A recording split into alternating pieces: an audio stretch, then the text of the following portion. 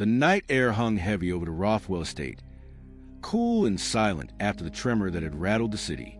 The moonlight spilled to the glass corridors, pale and sharp, catching the edge of the marble floor.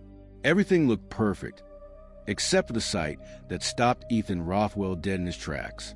There on the courtyard bench was Imani Williams, his black maid, fast asleep with his daughter, Ella, in her arms. The little girl's blonde curls rested against Imani's chest, a small blanket wrapped around them both. The fountain behind them whispered softly, water glinting silver under the stars. Ethan's jaw tightened, fury boiling before reason could form. "What the hell are you doing with my daughter?" His voice cracked through the silence like a whip. Imani jolted awake, disoriented. "Yes, sir, I'm sorry." The power went out during the quake. She was terrified. "Terrified?" he cut in. "So you thought sleeping outside in the cold was a good idea?" His words carried an edge that wasn't just anger. It was prejudice dressed in authority. "I didn't mean..." "Enough," Ethan barked. "You had one job, to keep her safe." "Not..." He stopped himself, but the venom in his tone made the word unnecessary. Imani held Ella tighter, without thinking. The billionaire's face darkened. "Give her to me." "Please, sir," she just fell asleep. "She's okay now." I said, "Give her to me." When he yanked the child from her arms, the motion threw Imani off balance. Her knees slipped against a wet stone, shoulders slamming into the fountain's edge. The pain flashed white, but worse was the humiliation. She looked up at him, chest heaving, her dark skin gleaming in the cold light, her voice trembling. "I was only trying to comfort her, sir." Ethan froze for a split second, seeing the fear, the sincerity, but pride won. "You're done for tonight. Go inside before I forget myself." He carried Ella away, leaving Imani alone under the indifferent moon. The wind pressed cold against her bruised shoulder. She stared at the spot where he'd stood moments ago, whispering to no one, "I'd never hurt her, never." If this already made your blood boil, hit like and subscribe right now, because stories like this are still happening, and the world needs to hear them. Hours earlier, the night had started quietly. The Rothwell mansion glowed in warm light, the city outside humming faintly after the small earthquake tremor. Imani Williams moved through the halls with soft, careful steps, checking the nursery, folding Ella's pajamas, humming the same tune her late mother once sang to her daughter years ago. Then, without warning, the floor beneath her feet gave a long, low growl. The chandelier swayed violently, crystals clinking like teeth. Ella screamed from her room upstairs. The lights flickered once, then died completely. "Ella?" Imani's voice trembled as she stumbled through the darkness. The silence after the tremor was thick, almost alive. She grabbed her phone, but the battery had died hours ago. Her heart pounded. Every shadow reminded her of another night, long ago, the night she lost her own baby girl. Fever, no doctor, no help, just silence. The kind of silence that breaks a mother's soul. She found Ella in the pitch-black nursery, clutching her blanket, crying so hard she could barely breathe. "Sure, baby, it's just a shake, not a monster," Imani whispered, pressing the little girl close. But Ella clung tighter, shaking her head. "It's dark. I can't see." Imani's chest ached. "All right, sweetheart, all right." She wrapped the blanket around her, lifted her up, and stepped outside into the courtyard.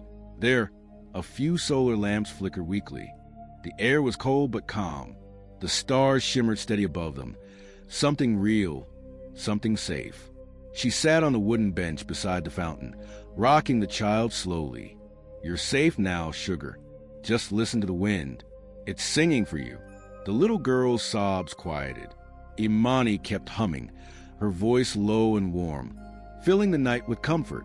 For the first time since the tremor, the mansion didn't feel cursed, it felt human.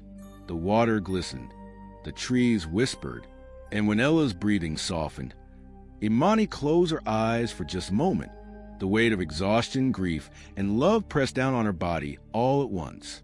She thought of her own baby's face, tiny, perfect, gone too soon, and whispered a small prayer. "Keep her safe, Lord, like I couldn't keep mine." Then she drifted off, holding another woman's child as if she were her own. Morning came with cruel brightness. The golden light spilled across the marble floors, as if mocking the silence that filled the Rothwell mansion. Imani stood by the kitchen sink, her shoulder throbbing from last night's fall. She moved slowly, rinsing Ella's small cereal bowl, pretending the ache wasn't real, pretending nothing had happened. From a hallway came the quick patter of small feet. "Miss Imani?" Ella's voice was soft, uncertain. The little girl peeked around the corner. Hair messy, Bunny clutched to her chest. Imani forced a smile. "Good morning, sunshine. Why were you crying last night?" the girl asked.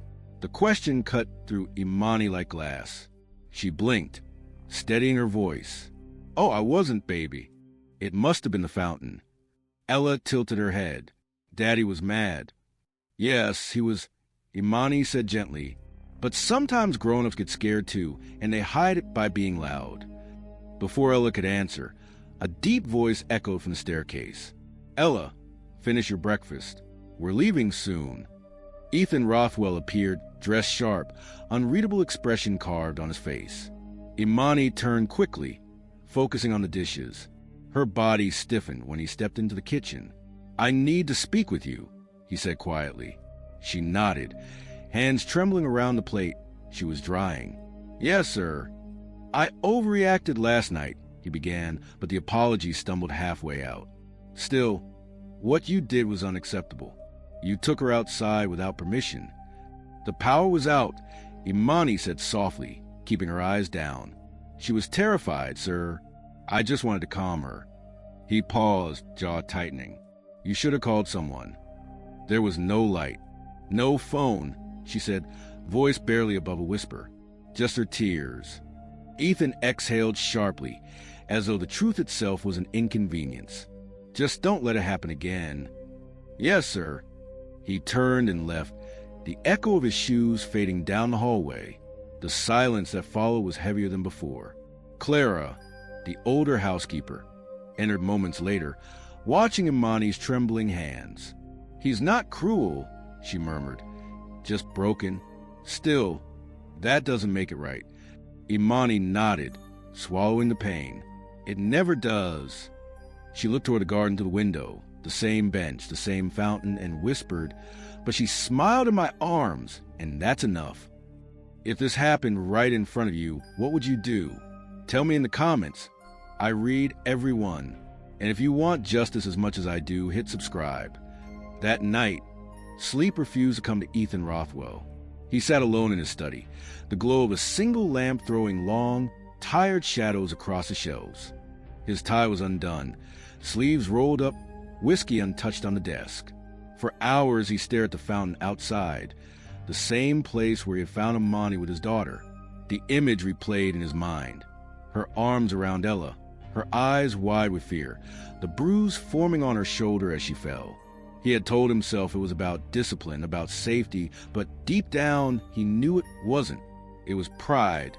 It was the prejudice he never admitted lived inside him. He rubbed his temples, hearing echoes from the past, his late wife's voice, soft and gentle. "Ethan, strength isn't how loud you are. It's how kind you choose to be." He swallowed hard, leaning back in his chair. "Kindness," he muttered bitterly. "That's what I forgot." Upstairs, faint laughter broke through the silence. He stood and walked quietly toward the nursery. The door was slightly ajar. Inside, Imani sat cross-legged beside Ella's bed, reading softly from a picture book. The child's tiny giggles filled the air like music. Ethan froze in the hallway, watching. The lamp lit Imani's dark skin in a warm glow, her voice calm and steady, the kind of peace he hadn't felt in years. Ella clung to her every word. When the girl drifted off, Imani tucked the blanket around her shoulders and whispered, "You're safe, baby." Then she turned off the light and left quietly. Ethan stepped back before she could see him. His heart felt heavier than it had in a long time. Later, back in his study, he opened his wife's old photo album, something he hadn't touched since her funeral. There was a picture of Camila holding Ella as a newborn. Her eyes glowed with the same warmth he'd just seen in Imani's. He shut the album slowly, realization dawning. The woman he had humiliated had given his daughter something he no longer could, comfort, and that truth burned deeper than shame ever could. By the next week, the air inside the Rothwell mansion had changed. It was quieter, but not in peace. It was a kind of silence that carried whispers and unspoken judgments. The maids moved carefully. Even the butler spoke softer. Everyone felt it. Something was brewing. That something arrived one gray morning.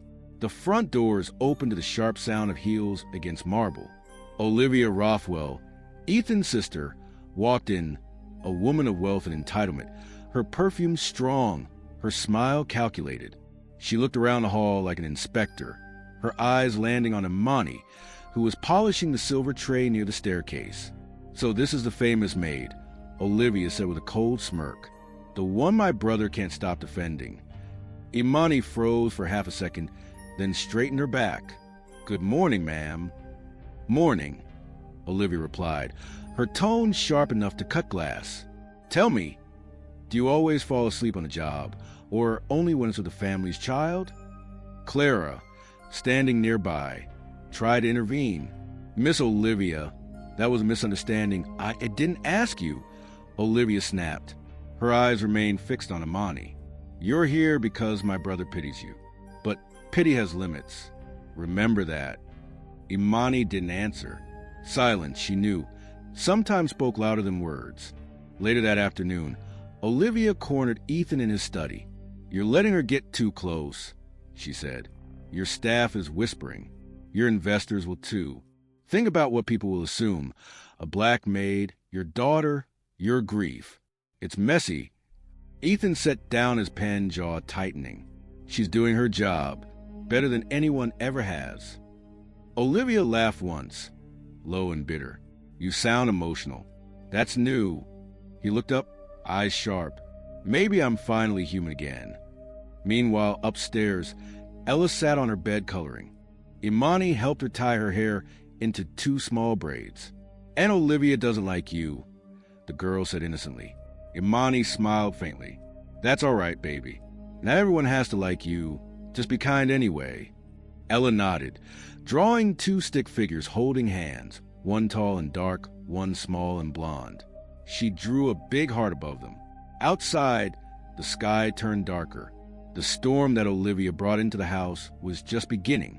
The storm broke that night, not with thunder, but with words. Ethan's study door slammed open. Olivia stood there, face pale with fury. "Do you have any idea what you're doing?" she snapped. "That woman, she's overstepping. Staff shouldn't blur lines with family."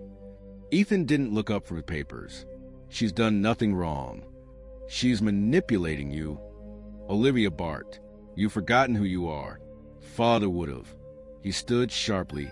"Father would have been wrong. Like we've been wrong. All this time." The silence that followed was thick, charged with years of entitlement collapsing in on itself. Down the hall, Imani paused, hearing their voices echo. She had just tucked Ella into bed, her hands still smelling faintly of the child's lavender lotion. Her heart pounded as she listened. Every word attested whether she'd still have a place in this house tomorrow. Inside the study, Olivia's voice dropped to a venomous whisper. "If this story leaks, do you understand how it will look? A black maid raising your daughter." Ethan's reply came steady and cold. "Then let it leak." She froze. He walked toward the window, looking out over the garden. "I built companies, reputations, an empire, but I couldn't build peace in my own home. Imani did that. For Ella, for me." Olivia scoffed. "You sound ridiculous." He turned. "No, Olivia, I finally sound alive." The next morning, Imani walked into the kitchen expecting tension. But instead, Clara handed her an envelope with Ethan's handwriting on it. Her breath caught as she unfolded the paper. "You gave her safety when the world shook. You gave me something I lost years ago. Faith in people. Thank you." No signature. No flourish. Just truth. That afternoon, Ethan called everyone to the sitting room. Olivia watched, tight-lipped as he spoke. "From today, Miss Williams stays in this house not as staff, but as part of this family's trust. She's Ella's caretaker, permanently. A stunned hush fell over the room. Olivia turned to him, voice trembling with restrained rage. "You'll regret this." "Not as much as I'd regret losing the only good thing left in this house," Ethan said quietly. Imani lowered her eyes, not in submission, but gratitude. For once, someone had seen her, not her position. The days that followed felt different, lighter. The sharp edges of the house had softened, as if the walls themselves were finally breathing again. Morning light poured through the tall windows, warm and golden, wrapping everything it touched in quiet peace.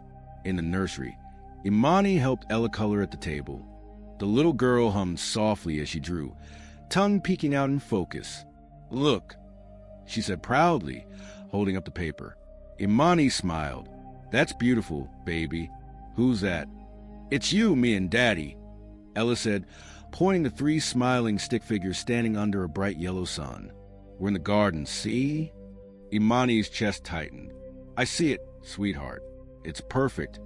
Ethan stood silently in the doorway, watching. For the first time, he didn't see a maid tending to his daughter.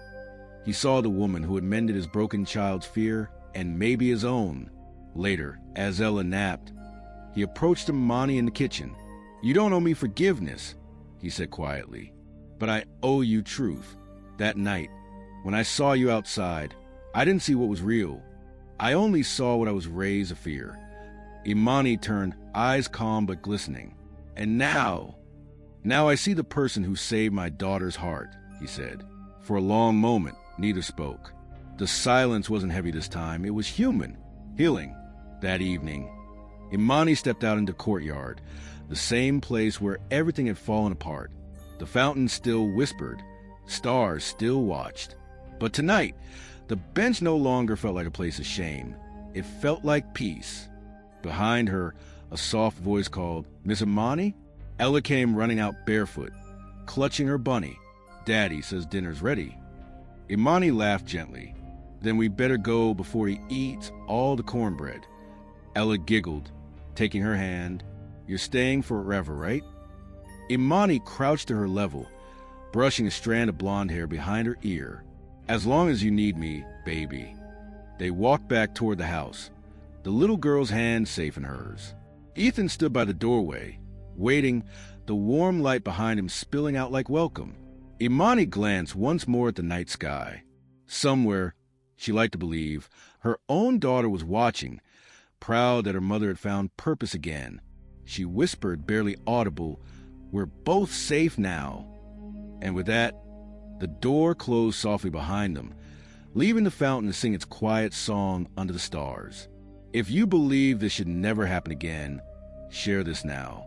And to my USA, UK, and Canadian viewers, your voice is power. Use it.